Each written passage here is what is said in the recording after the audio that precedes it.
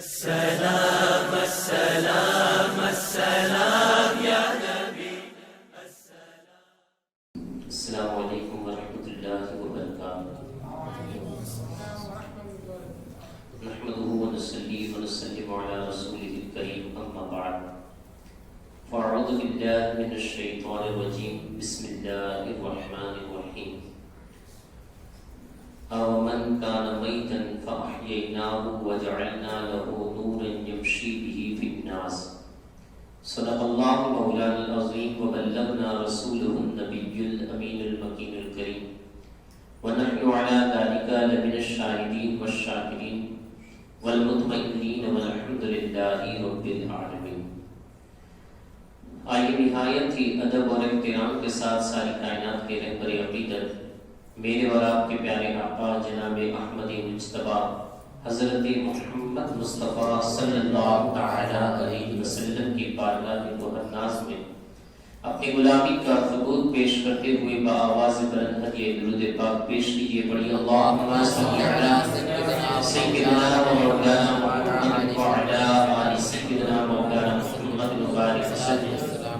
سلام و سلام علیک یا رسول اللہ صلی اللہ تعالی علیہ وسلم۔ اللہ رب العزت کا نہایت فضل و کرم اور اس کا احسان عظیم ہے کہ اللہ رب العزت نے اپنے محبوب پاک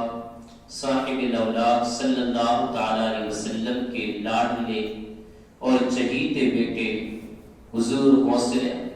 اعظم رضی اللہ تعالیٰ عنہ کی یاد بنانے کی ہمیں توفیق عطا فرمائی۔ اللہ رب العزت ہمیں ہمیشہ اپنے محبوب بندوں کا ذکر کرنے کی توفیق عطا فرمائے،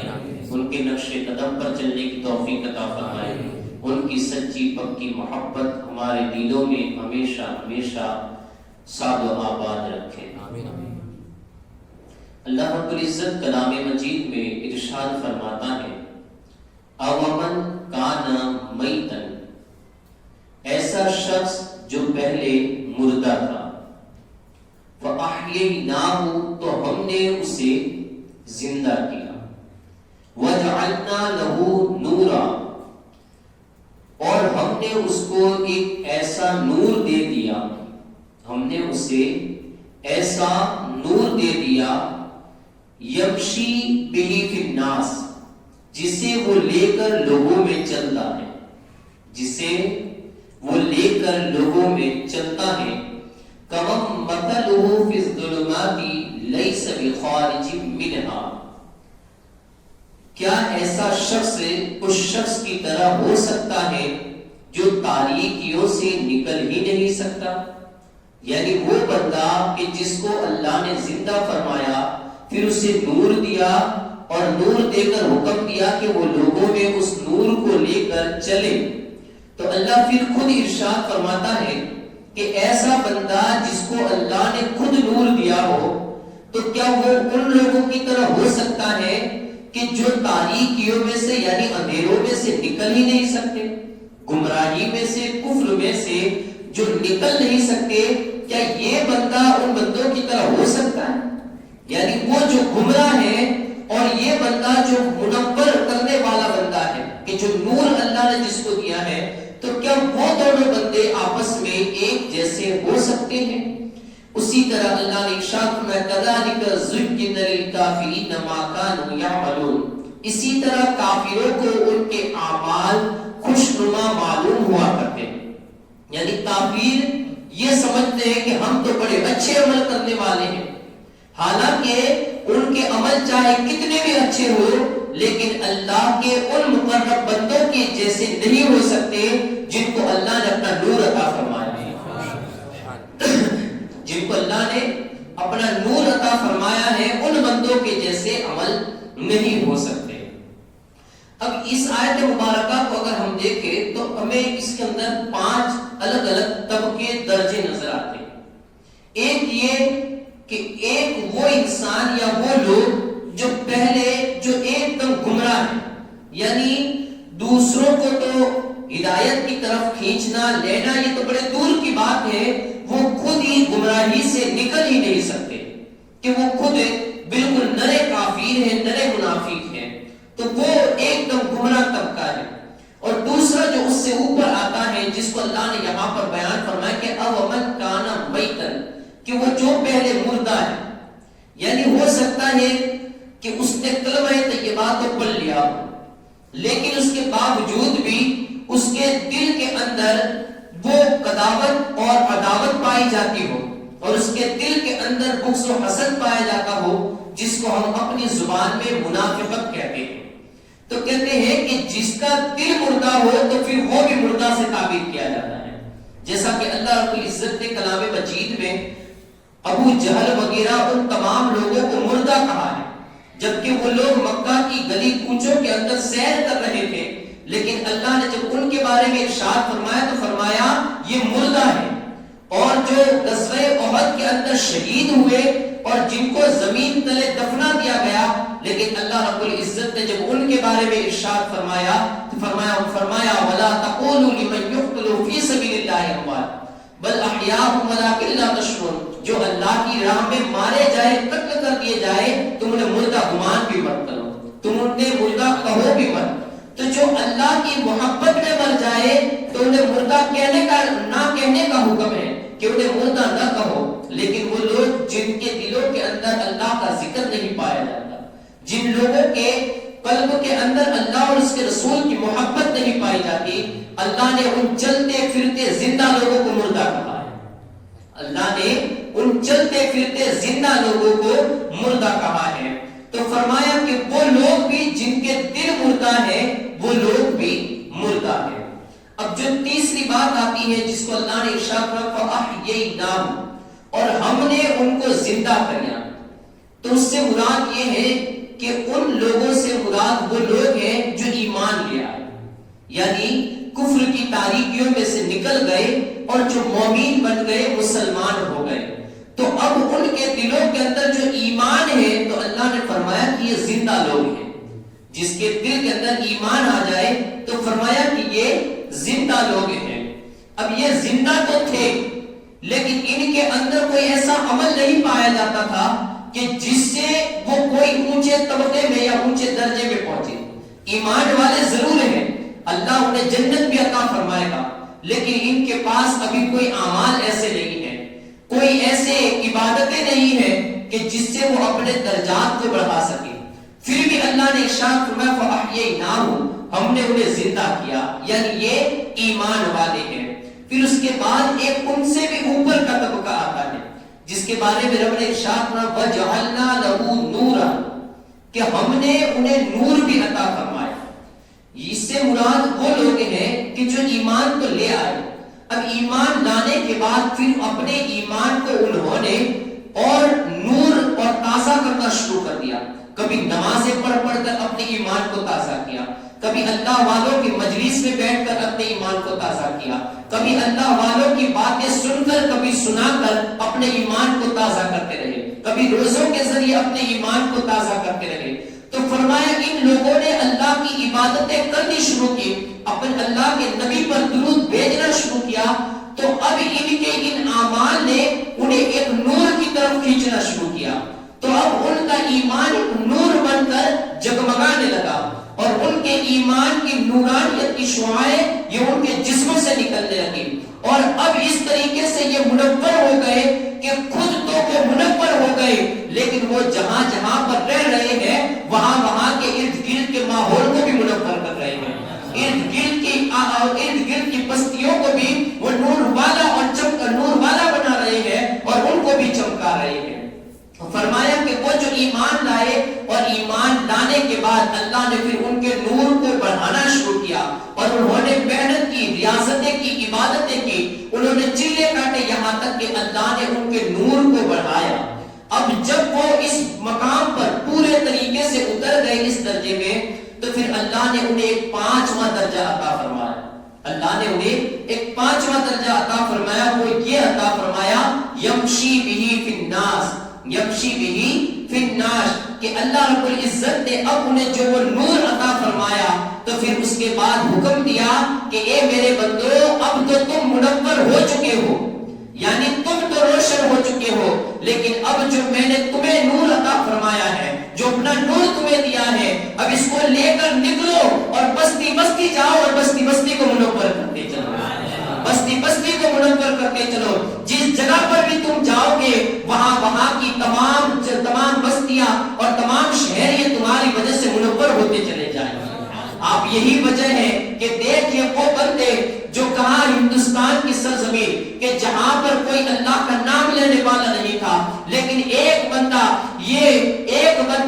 یہ وہاں سے سنجر کی سرزمین سے چلا اور جس کو اللہ نے اپنا نور عطا فرمایا تھا اور اس نے اپنی نورانیت کو اس قدر بڑھایا کہ پھر اللہ نے وہ طبقہ اور وہ درجہ بھی عطا فرمایا کہ اب وہ منور کرنے والا بن گیا، لوگوں کو منور کرنے والا بن گیا. اب وہ ایک بندہ سنجر سے چلا اور پھر یہاں پر ہندوستان کی تاریخ سرزمین پر جہاں پر صرف اندھیرے ہی اندھیرے پھیلے تھے، لیکن چونکہ ان کا نور اس قدر نکل رہا تھا کہ وہ جہاں پر بھی جاتے تھے ہر چیز کو منور کر دیا کرتے.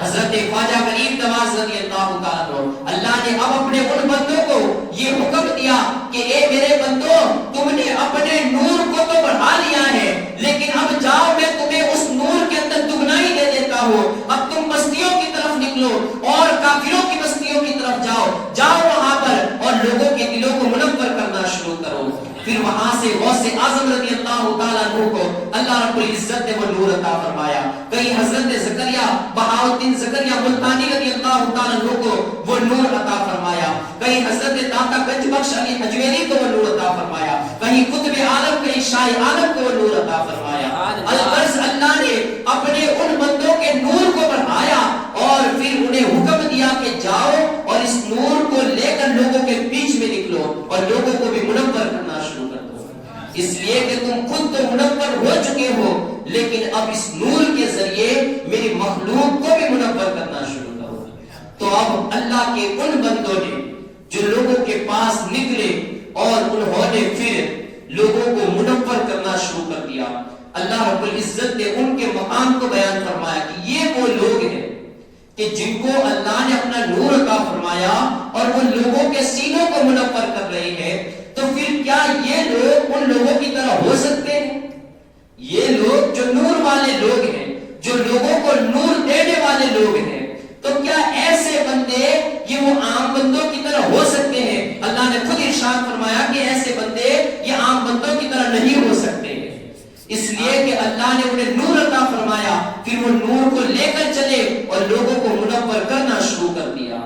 تو یہاں پر یہ اللہ رب العزت نے ان کی مثلیت کا یہ حکم بیان فرما دیا کہ جو وہ نور والے بندے ہیں وہ عام بندوں کی طرح نہیں ہیں، وہ اللہ کے مقرر ترین بندے ہیں. اسی طریقے سے آج جو ہمارے یہاں پر ایک غلط فہمی پائی جاتی ہے اور لوگوں نے اپنے کتابوں کو الٹے سلٹے مسائل سے یہ بھر دیا ہے کہ مانگو تو صرف اللہ والوں سے مانگو. اب چونکہ اللہ نے انہیں وہ حکم دیا کہ تم نور والے تو ہو گئے، اب اس نور کو لے کر لوگوں کے بیچ میں چلو. اب کوئی کہے کہ یہ تو نور کو لے کر چلنے کا حکم ہے، نور دینے کا تو حکم نہیں ہے. یمشی بہ فی الناس کے لوگوں میں وہ نور لے کر چلو. تو اب کیا وہ بندے جو نور لے کر چلیں گے تو کیا خالی وہ اپنے نور کو لے کر ہی چلیں گے؟ کوئی ان سے کہے کہ ہمیں وہ نور عطا کرو تو وہ کہے کہ نہیں بس ہمیں تو نور لے کر چلنے کا حکم ہوا ہے. تو معاذ اللہ رب العالمین یہ تو ایک مذاق ہو جائے گا کہ جو نور لے کر چلے ہیں اور وہ بس لوگوں سے کہتے جا رہے ہیں کہ ہم دے نہیں سکتے ہیں، بس اس کو لے کر چلنے کا حکم ہے. تو کہا گیا کہ ایسا نہیں ہے. آیت مقدسہ کی تفسیر یہ ہے کہ ان کو اللہ نے نور لے کر نکلنے کا حکم دیا، گویا کہ یہ حکم دیا کہ لوگوں کے سینوں کو منور کر دے. نور لے کر نکلنے کا حکم ہوا تو اس کا مطلب یہ ہوا کہ دوسرا معنی یہ بنے گا کہ لوگوں کے سینوں کو جو بھی تمہیں مل جائے ان کے سینوں کو منور کرتے ہوئے چلو. اور یہی وجہ ہوئی کہ وہ جس راستے پر جاتے جو بھی سامنے آتا اسے اللہ کا محبوب ترین بندہ بنا دیتے. جو بھی سامنے آتا چاہے پنڈت ہوتا چاہے کافر ہوتا یا اپنے وقت کا کتنا بھی بڑا دشمن اسلام بھی ہوتا، لیکن جو ان کے دربار میں آ جاتا پھر ان کا ہی ہو کر رہ جاتا. جو ان کے دربار میں آتا پھر ان کا ہی ہو کر رہ جاتا. تو اب یہاں پر یہ بات ہے جو غلط فہمی ہے کہ مانگو تو صرف اللہ ہی سے مانگو. ان لوگوں کے پاس کیا رکھا ہوا ہے؟ یہ بہت سے لوگ ایسی باتیں کرتے، کبھی ہم کہتے ہیں کہ ان کے پاس ان کے وسیلے سے مانگنا چاہیے، بڑی عجیب عجیب تعویلیں کرتے ہوئے لوگ نظر آتے ہیں، حالانکہ ہمیں اللہ اور اس کے رسول پر ایمان ہے اور ہم یقین والے ہیں، ہمیں اس کے اوپر ہمیں اپنا نصیب سمجھنا چاہیے کہ اللہ رب العزت نے ہمیں وہ خوش وقت پیدا فرمایا ہے کہ ہمارے دلوں کے اندر یقین پایا جاتا ہے۔ چونکہ اب یہ جو کہا جاتا ہے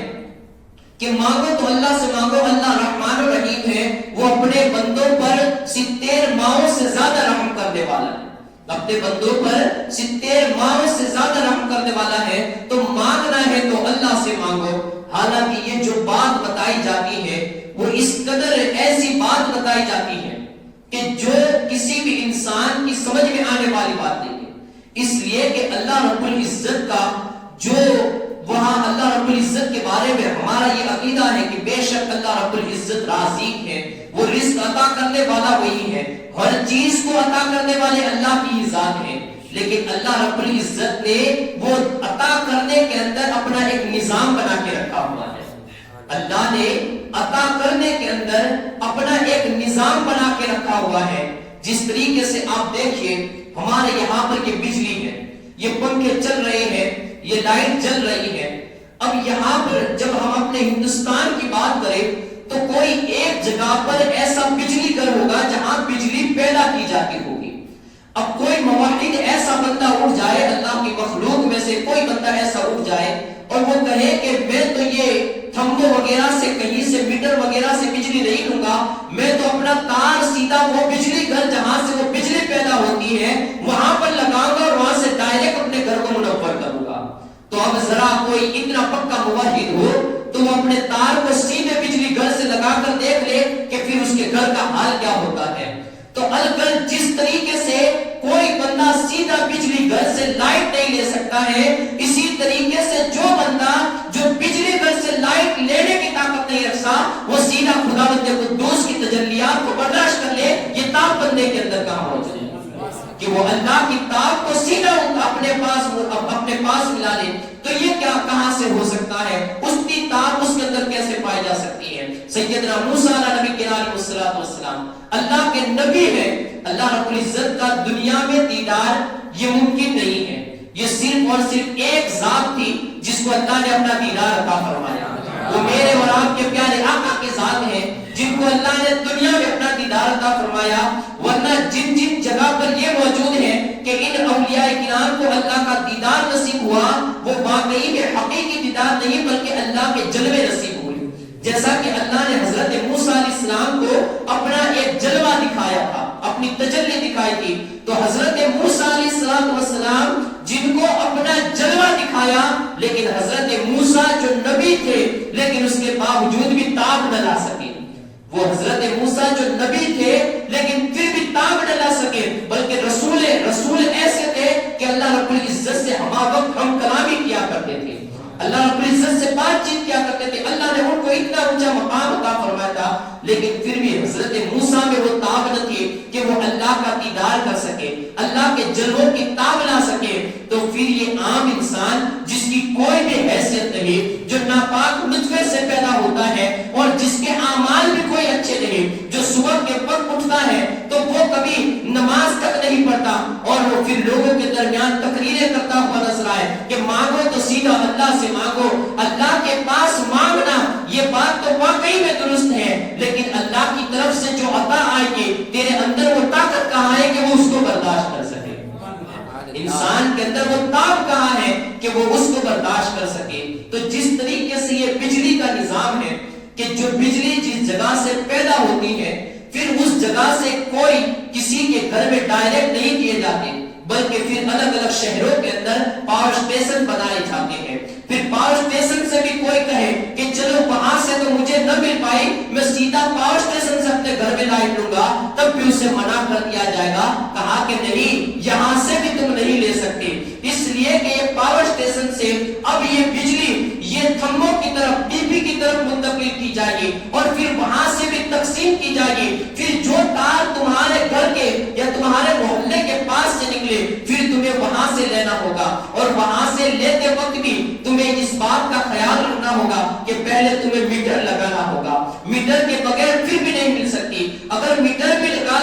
پھر ساتھ میں فیوز کی تاریں بھی لگانی ہوگی تاکہ کبھی لہر زیادہ آ جائے, کبھی بجلی زیادہ آ جائے تو تمہارے گھر کی چیزوں کو نقصان نہ پہنچے, وہ فیوز ہی اڑ جائے. جسے کبھی کب ہوتا ہے کہ ہماری وہ سوئچ گر جاتی ہے, اسی طریقے سے فیوز اڑ جاتا ہے تو کہتے ہیں یہ فیوز اڑ گیا. تو کبھی لہریں زیادہ آ جائے تو کہا کہ اس کی وجہ سے فیوز بھی لگا دو تاکہ وہ اپنے اوپر وہ تمام چیزوں کو لے لے, تمہارے گھروں کے سامان کو نہ جلائے. تو فرمایا کہ وہاں تک پہنچنے کے لیے یہ ایک پورا سلسلہ ہے کہ جو تمہارے پنکھے کو چالو کرنے کے لیے, تمہاری ٹیوب لائٹ کو جلانے کے لیے تمہیں بیچ میں اتنے واسطوں سے گزرنا ہوگا. تمہیں فیوز بھی لگانا ہے, تمہیں میٹر بھی لگانا ہے, میٹر کے بعد تمہیں اپنے تھمبوں تک بھی جانا ہے, تھمبوں سے تمہیں ڈی پی تک بھی جانا ہے, ڈی پی سے تمہیں پاور اسٹیشن تک جانا ہے, پاور اسٹیشن سے پھر وہ بجلی گھر آئے گا. تو اتنے بڑے جب لمبے واسطے ہوں گے تو اتنے لمبے واسطوں سے ہوتے ہوئے یہ تمہارے گھر بجلی آئے گی, تب تمہارا گھر منور ہوگا. تو فرمایا اللہ رب العزت کی نورانیت اور اللہ رب العزت کی طرف سے روحانیت کو حاصل کرنے کے بھی اسی طریقے سے طریقے بنائے ہیں کہ اللہ نے سب سے بڑا بجلی گھر اور سب سے بڑا اپنی تجلیات کا منبع اور مرکز جو بنایا ہے. تو پوری دنیا کے اندر بلکہ دونوں جہان کے اندر جو کوئی بھی اللہ کی نورانیت سے فیضیاب ہونا چاہیے, وہ فیضیاب ہونا چاہے اور روحانیت کو حاصل کرنا چاہے تو وہ ایک ہی منبع اور ایک ہی مرکز ہے, وہ آقا رحمت صلی اللہ تعالی علیہ وسلم کا مدینہ منورہ ہے.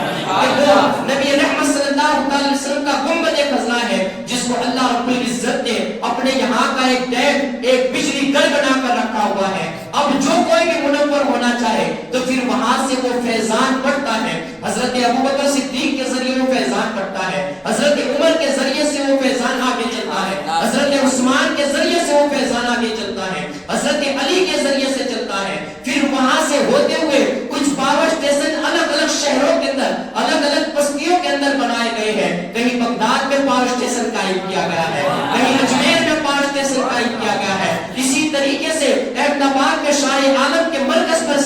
پاور اسٹیشن قائم کیا گیا ہے. تو یہ الگ الگ مرکز ہیں. پھر فرمایا کہ ڈائریکٹ تم کبھی ہو کہ وہاں سے لینا چاہو تو کہا کہ تم میں اتنی بھی تاب نہیں ہے, چونکہ تمہارے ہاتھ کس کس جگہ پر لگ جاتے ہیں, تمہارے دل میں کتنے کتنے وسوسے برے پائے جاتے ہیں. کہا اپنے لیے ایک پیر کو بھی بنا لو, کہیں ایسا ہو کہ کہیں کوئی مصیبتیں آ جائے تو پیر یہ فیوز کا کام کرنے لگے.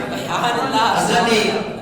بہاؤالدین زکریا ملتانی رحمت اللہ تعالی علیہ ایک جگہ سے جا رہے تھے کہ ایک فقیر کھڑا ہوا تھا اور وہ کسی مکان پر کہہ رہا تھا کہ میرا یہ سوال پورا کر دو ورنہ ابھی سورج کو نکال کر تمہارے گھر پہ ڈال دوں گا, سورج کو وہاں سے لا کر تمہارے گھر پر ڈال دوں گا. اب وہ بار بار کہہ رہا تھا اور اس کے اندر کوئی چیز ایسی نہیں پائی جا رہی تھی. سامنے بھی جو بندہ تھا وہ بھی بڑا جانکار انسان تھا. کہا کہ تو کچھ بھی نہیں کر سکتا ہے. وہ چونکہ اس کے اندر کوئی چیز, وہ بار بار اصرار کر رہا تھا کہ نہیں میرا یہ سوال پورا کر دیا جائے ورنہ تو سورج کو نیچے اتاروں گا, تمہارے گھر پر ڈال دوں گا, پورے گھر کو خاکستر کر دوں گا. اگر وہ اصرار کرتا رہا اور وہ سامنے والا کہتا رہا کہ نہیں تو کچھ نہیں کر سکتا ہے, چونکہ اس نے اس کے دل کو دیکھ لیا تھا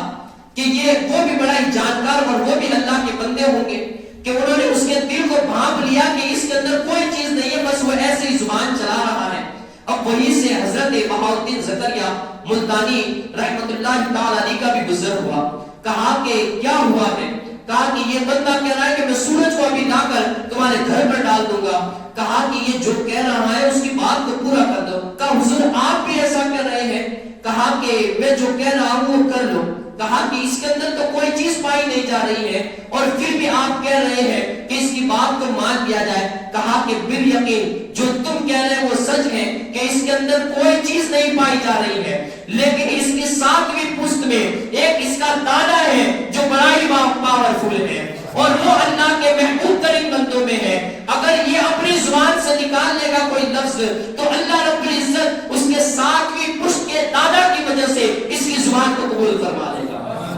ساتویں پشت کے دادا کی وجہ سے جو اللہ کا مقرب ترین بندہ ہے اس کی وجہ سے اللہ اس کی زبان کی لاج رکھ لے گا. تو فرمایا یہ جو پیرانے کامل ہوتے ہیں, پیرے کامل ہوتے ہیں, وہ کبھی مصیبتوں کے اندر آڑ بن جایا کرتے ہیں. حضرت امام فخر الدین رازی رحمۃ اللہ تعالی علیہ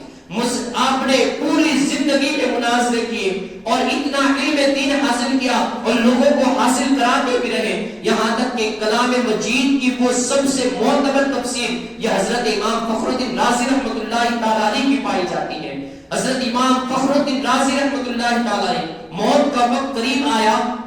تو شیطان حضرت امام فخر الدین رازی رحمۃ اللہ تعالی علیہ کے پاس آیا اور کہنے لگا، رازی پوری زندگی مجاہدے کیے، پوری زندگی ریاستیں کی، پوری زندگی عبادتیں کی، لوگوں کو صحیح راستے پر لائے، یہ تو بتا کہ اللہ کو پہچانا بھی کہ نہیں پہچانا۔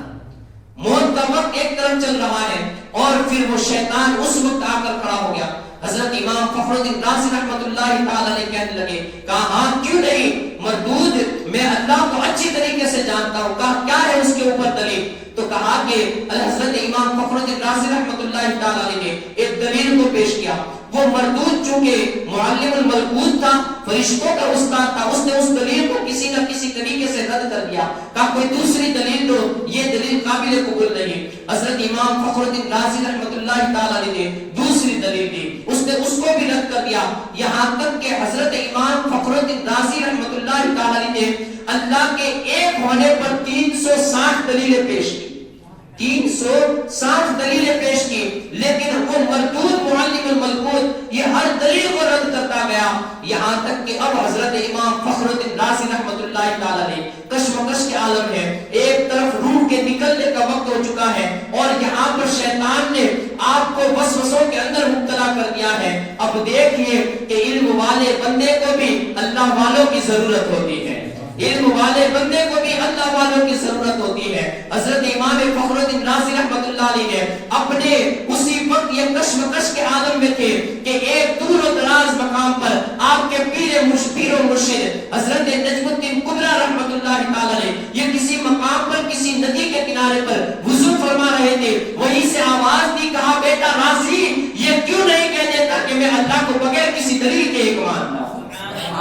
اللہ کو بغیر کسی دلیل کے ایک مانتا ہو۔ اب دیکھئے کہ وہاں پر مصیبت موت کے وقت آ چکی تھی، لیکن پیر کامل کی ایک نظر اٹھی کہ ایمان کی حفاظت بھی ہو گئی اور مردود سے بھی حفاظت ہو گئی، مردود سے بھی حفاظت ہو گئی۔ تو کہا جاتا ہے کہ اپنے گھر میں فیوز لگا لو کہ کبھی لہریں زیادہ آئے تو فیوز اڑ جائے، تمہارے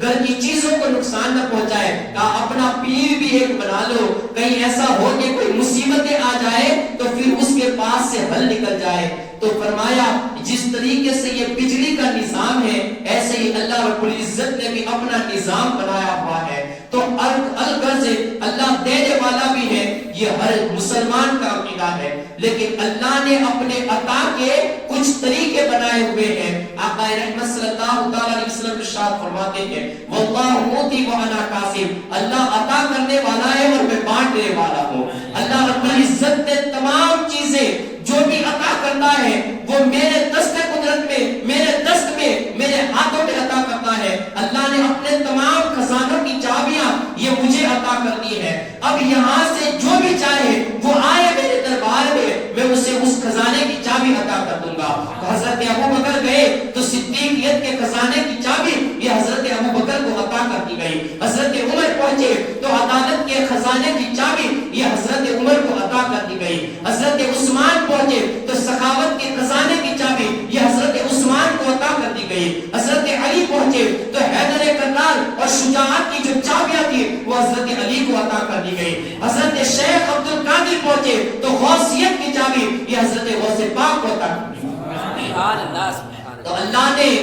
اپنے حبیب کو ہر چیز عطا کی، ان کو اپنے دونوں جہان کا ایک منبع بنا کر ان کے مرکز کو مدینہ منورہ کو گنبد خضرا کو اپنا مرکز بنایا اور کہا کہ اب جس کو جو بھی چاہیے ہم نے وما ارسلناک الا رحمت للعالمین بنا کر انہیں مبعوث فرما دیا ہے۔ اب گویا کہ جن کو جو بھی چاہیے میرے ان بندوں سے حاصل کرنے،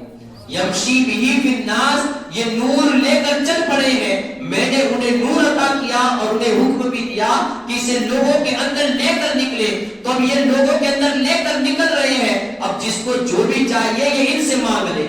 وہ جو بھی عطا کریں گے وہ میری ہی عطا ہوگی۔ اس لیے کہ انہیں اپنے آپ سے وہ چیز حاصل نہیں ہوئی ہے، بلکہ انہیں اللہ رب العزت کی طرف سے، میری طرف سے حاصل ہوئی ہے۔ اور حدیث مبارکہ بھی ہے کہ جب بندہ اللہ کا ہو جاتا ہے،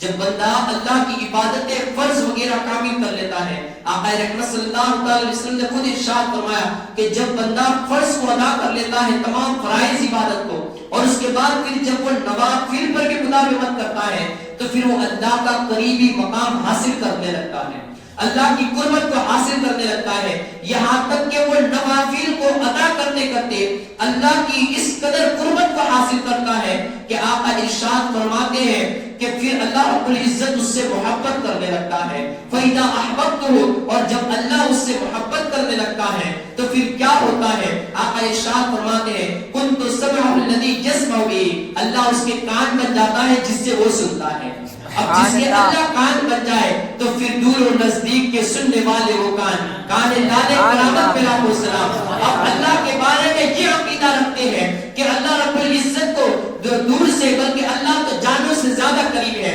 یہاں سے پکارا جائے یا کہیں سے بھی پکارا جائے، اللہ رب العزت سمیع و بصیر ہے، وہ ہر چیز کو سننے والا ہے، وہ ہر چیز کو دیکھنے والا ہے۔ اب اللہ جس کے کان بن جائے تو پھر اس سے بھی دور اور نزدیک کیا یہ تمام مٹ جاتی ہے، چاہے ہم یہاں پر سے پکارے لیکن غوث اعظم بغداد میں ہماری صداؤں کو سننے والے ہیں، اس لیے کہ حضور غوث اعظم کے کان یہ اللہ رب العزت پر کے بنے ہوئے ہیں کہ اللہ رب العزت ان کے کان بن جائے تو پھر وہ سننا غوث اعظم کا سننا نہیں ہے، خدا کا سننا کہلاتا ہے۔ آقا ارشاد فرماتے ہیں وَبَصَرَهُ الَّذِي يُبْصِرُ بِهِ، اور پھر اللہ رب العزت ان کی آنکھیں بن جاتا ہے جس سے وہ دیکھتے ہیں۔ پھر جب وہ دیکھتے ہیں اور اللہ کی آنکھوں سے دیکھتے ہیں تو چاہے لاکھوں دیواریں بیچ میں آ جائے، کروڑوں پردے بھی بیچ میں آ جائے، لیکن ان کے سامنے وہ پردے، وہ دیواریں کوئی آڑ نہیں بن سکتی ہے، بلکہ وہ دیواروں کے پیچھے کا بھی اور پردوں کے پیچھے کا بھی وہ دیکھنے لگ جاتے ہیں۔ وَيَدَعُ الَّذِي يَبْطِشُ بِهِ، اور فرمایا کہ اللہ ان کے ہاتھ بن جاتا ہے جس سے وہ پکڑتے ہیں۔ تو اب جن کے اللہ ہاتھ بن جائے تو پھر ان کے ہاتھوں کی عظمت یہ ہوتی ہے کہ وہ اپنی انگلی سے اشارہ بھی کرے تو چاند بھی جھولا جھولنے لگے، اور وہ اپنی انگلی سے اگر سورج کو بھی اشارہ کرے تو وہ سورج ڈوبا ہوا بھی ہو لیکن پھر بھی واپس پلٹ جائے۔ وہ اپنے ہاتھ کو اگر ایسے ہی آستین سے نکال کر ہوا کے اندر بلند کرے تو جو ڈوبتے ہوئے دریا کے اندر پوری کشتی ہو اس کشتی کو پکڑ کر بھی باہر نکالے۔ سبحان اللہ۔ اعظم رضی اللہ تعالیٰ عنہ، یہ پوری بڑی لمبی باتیں ہو جائے گی۔ حضرت غوث اعظم رضی اللہ تعالیٰ عنہ کے شاگردوں میں سے کسی کا بیان ہے کہ ایک دن درس چل رہا تھا اور حضور غوث اعظم پڑھا رہے تھے کہ اچانک آپ نے ہاتھ کو بلند کیا اور جیسے ہاتھ کو نیچے رکھا تو پورا ہاتھ بھیگا ہوا تھا اور پانی کے تازہ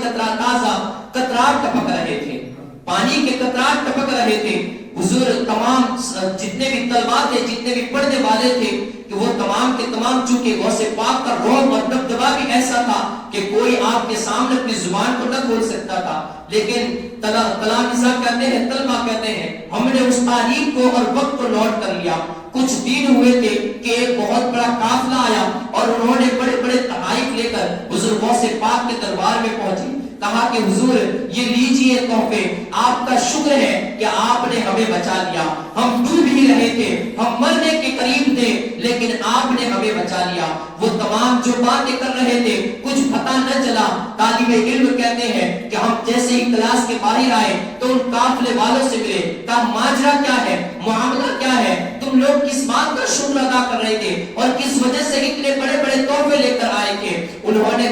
کہا تمہیں پتہ نہیں ہے کہ ہمارا قافلہ ایک جہاز کے اندر سفر کرتا ہوا آ رہا تھا، لیکن بیچ ہی میں ایک پہاڑ کے اندر ٹکرا کر وہ ہمارا جہاز یہ ڈوبنے ہی والا تھا، بلکہ یوں کہیے کہ پورا جہاز یہ ڈوب چکا تھا، اور اس وقت ہماری زبانوں سے یا شیخ عبد القادر جیلانی کی شیخ اللہ المدد کی صدائیں بلند ہو گئی۔ صداؤں کا بلند کیا ہونا تھا کہ ادھر سے ہم نے حضور غوث اعظم کے ہاتھ کو دیکھا جنہوں نے جہاز کو اپنے ہاتھ سے پکڑا اور ہاتھ سے پکڑ کر کنارے پر لگا دیا۔ جہاز کو ہاتھ سے پکڑ کر کنارے پر لگا دیا۔ کسی کے ہاتھ میں اتنی بھی طاقت ہو سکتی ہے؟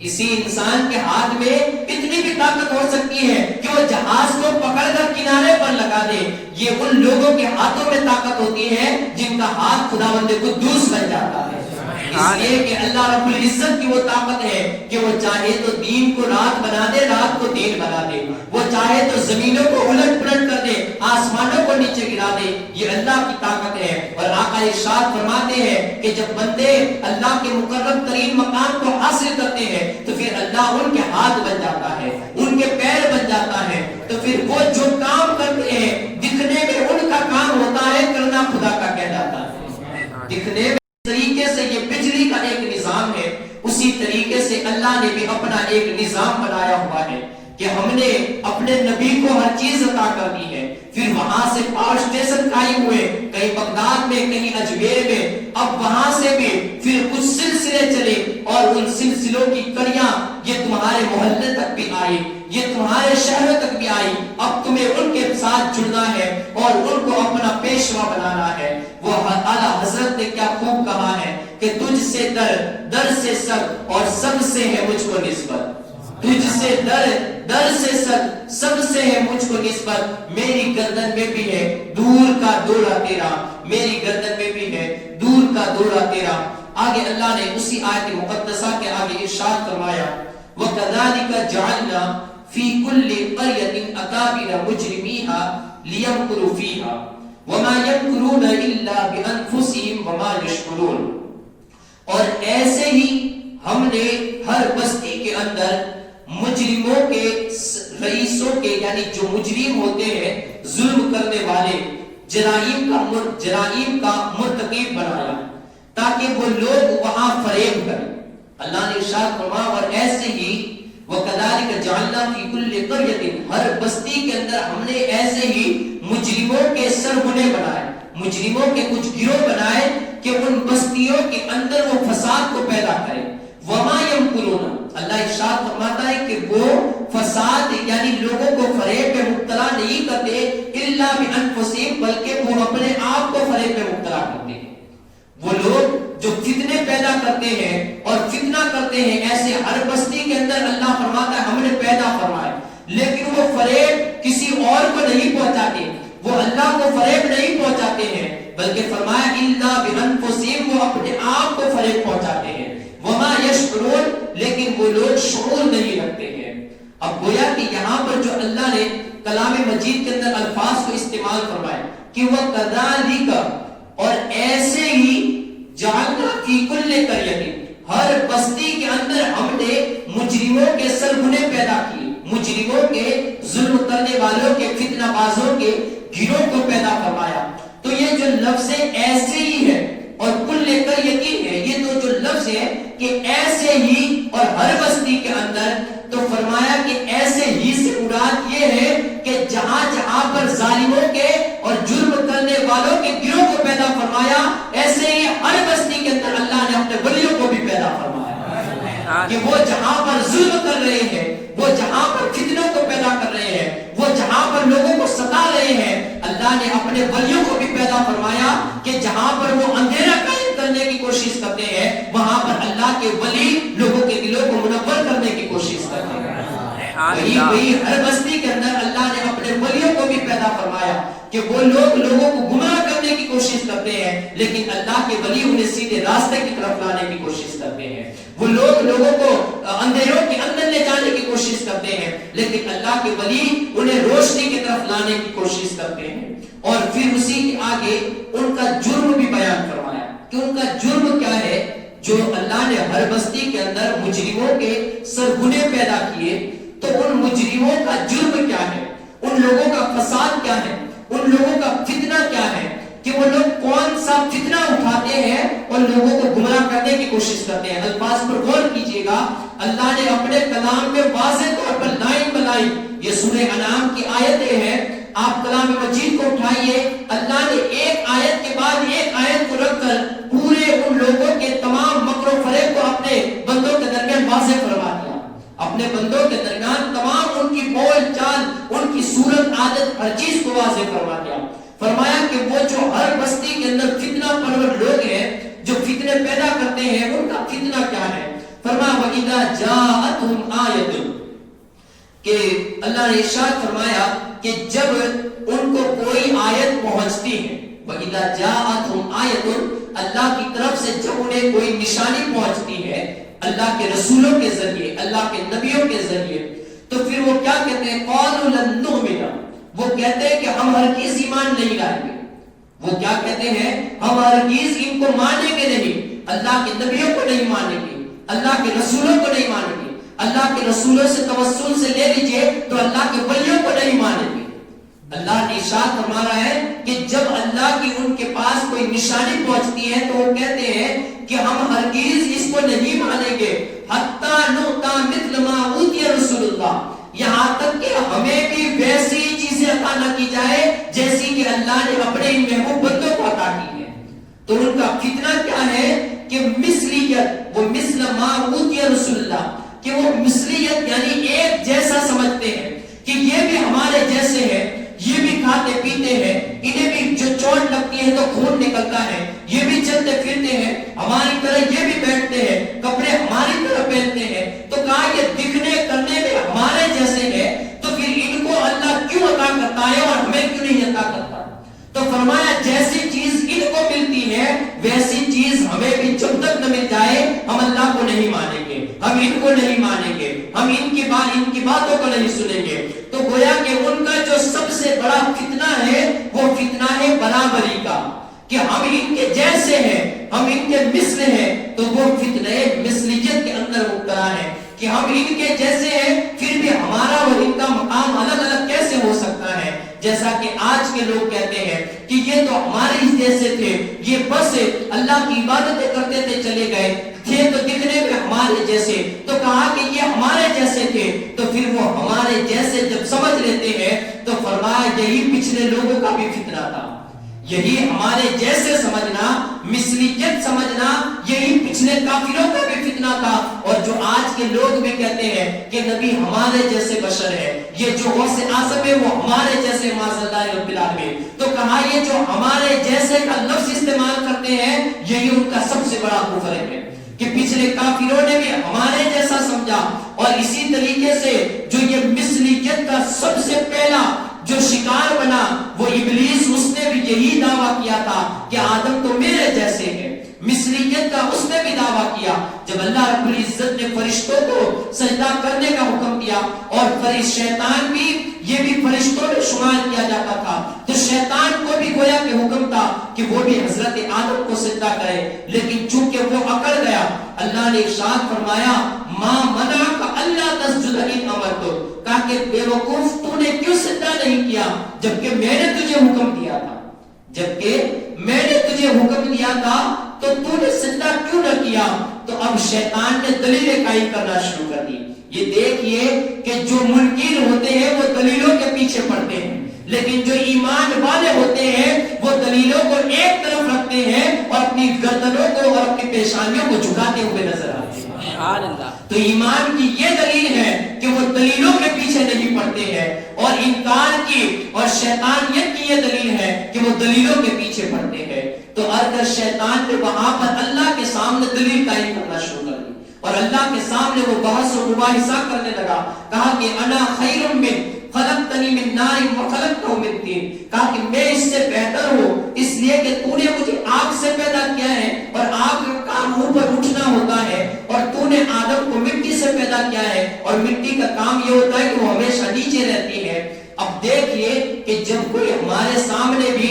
ایسا بندہ مل جائے کہ وہ دلیلیں پیش کرنے لگے تو ہمیں اللہ کے طریقے پر عمل کرنا ہے۔ اللہ نے اس کی دلیلوں کی طرف کان نہیں دھرے، اللہ نے اس کی دلیلوں کو نہیں سنا، بلکہ اسے سیدھا اپنی بارگاہ سے مردود قرار دیا، کہا کہ بے وقوف بدبخت تو نے میرا حکم تھا اس حکم کو نہ مانا اور پھر آدم کو اپنے جیسا سمجھا، جو اللہ کا نبی ہے، جو میرا نبی ہے، اور تو نے نبی کو اپنے جیسا سمجھا۔ کہا کہ جب اس نے مثلیت کا دعویٰ کیا یعنی برابری کا دعویٰ کیا کہ آدم تو میرے جیسے یا مجھ سے بھی کم تر ہے، تو اللہ رب العزت نے اسی وقت شیطان جو معلم الملکوت بنا ہوا تھا ایک ہی وقت میں دھنکار کیا اور زمین کے اوپر پھینک دیا، زمین کے اوپر وہ شیطان کو راندا ہوا ڈال دیا گیا۔ تو اب یہاں پر اللہ نے جو ارشاد فرمایا کہ ما منعک، اے شیطان تجھے کس چیز نے سجدہ کرنے سے روک لیا؟ اب آئیے ایک اور بندے کی طرف بھی چلے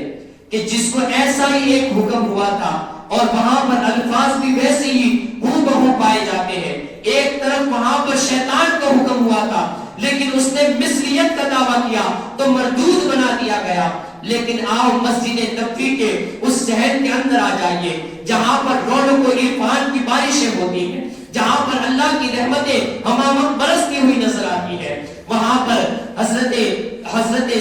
سہل بن سعد رضی اللہ تعالیٰ عنہ سے روایت ہے. یہ بخاری شریف کی ایک لمبی چوڑی روایت ہے، بس میں صرف ایک مختصر طور پر بیان کرتا ہوا چلوں کہ آقا رحمت صلی اللہ تعالیٰ علیہ وسلم کسی دو قبیلوں کے درمیان صلح کرانے کے لیے پہنچے.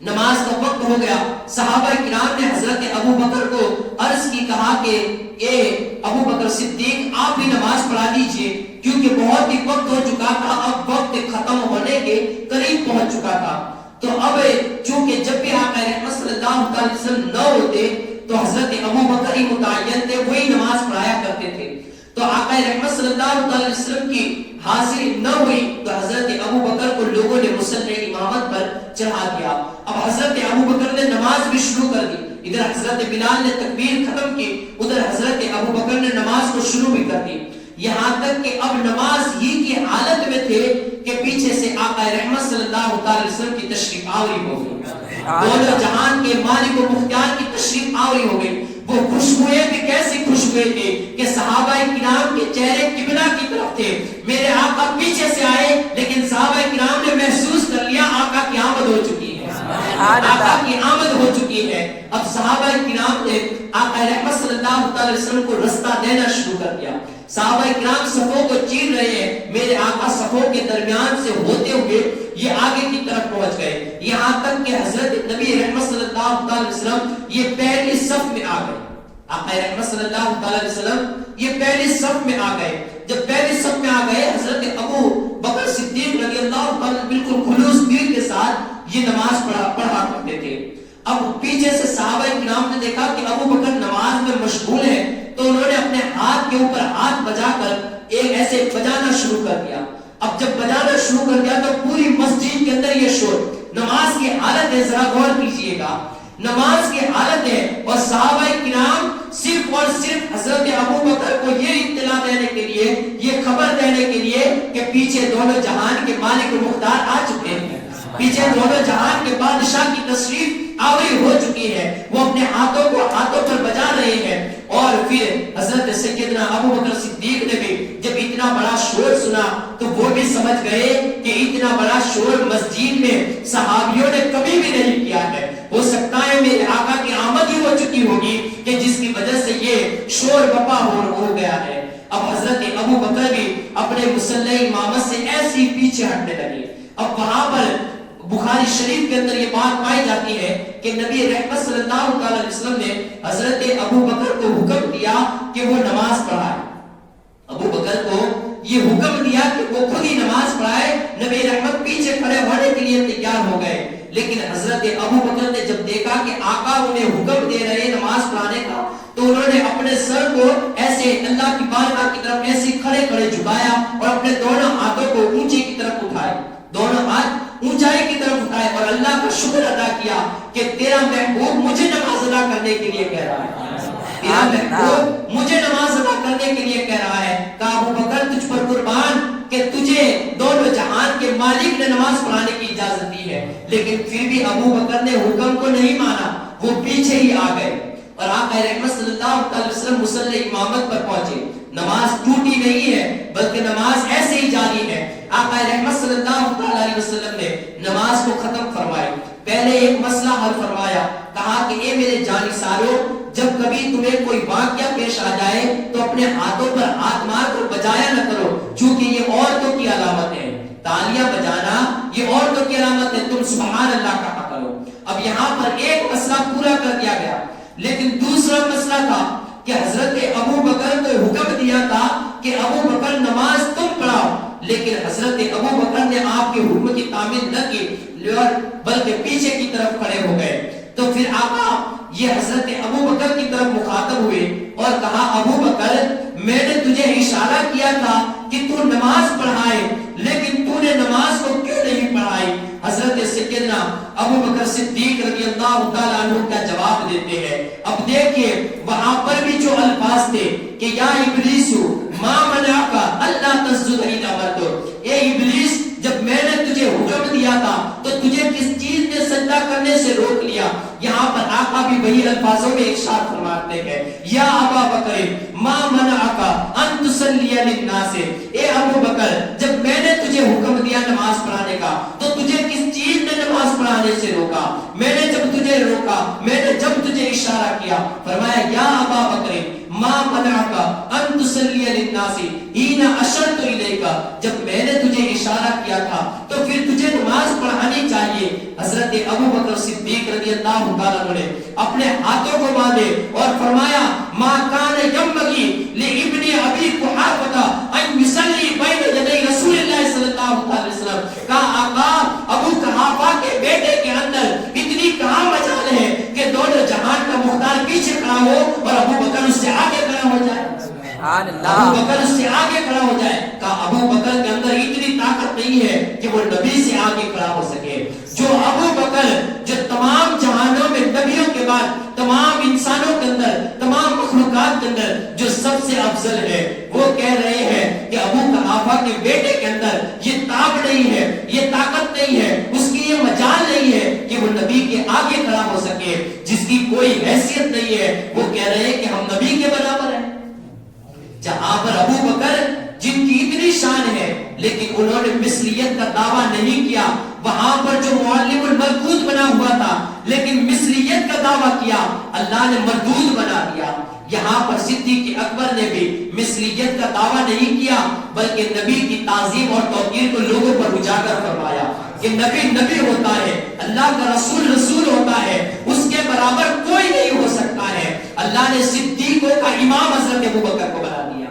جتنے بھی دنیا کے اندر صدیق ہوں گے وہ صدیق کسی اور کے پرچم تلے نہیں ہوں گے یا اپنے آپ کے پرچم تلے نہیں ہوں گے. حضرت ابو بکر کو اللہ پرچم عطا فرمائے گا اور حضرت ابو بکر کے پرچم کے نیچے جتنے بھی سچ بولنے والے جتنے بھی صدیقین کی جماعتیں ہوں گی وہ سیدنا ابو بکر کے پرچم تلے ہوگی. تو فرمایا اللہ رب العزت نے انہیں نور والا بنایا، پھر انہیں نور عطا کیا اور پھر وہ لوگوں کو منور کرنے والے بن گئے جنہوں نے بستیوں کو منور کر دیا. تو یہ نور والے ہیں. اب یہ جو نور والے ہیں ان کی ضرورت ہمیں صرف دنیا میں ہی نہیں ہوگی بلکہ آخرت میں بھی ان کی ضرورت پڑے گی. اور آخرت میں ایسی ضرورت کہ ہم سے پہلے وہ لوگ جو آج دنیا میں ان کے نور کو ماننے سے یہ انکار کر رہے ہیں، ہم سے پہلے وہ لوگ ان کے دامن کو پکڑیں گے کہ ہمیں بھی وہ نور عطا کیجیے. اللہ نے جو اسے کلام مجید کو بیان کیا ہے انشاءاللہ کل کی واعظ کے اندر ہم سماعت کرتے ہوئے چلیں گے. رب کی بارگاہ میں دعا ہے اللہ رب العزت ہمیں نیک کام کرنے کی توفیق عطا فرمائے، برے کاموں سے بچائے، صراط مستقیم کی ہدایت نصیب فرمائے. واخر دعوانا الحمدللہ رب العالمین.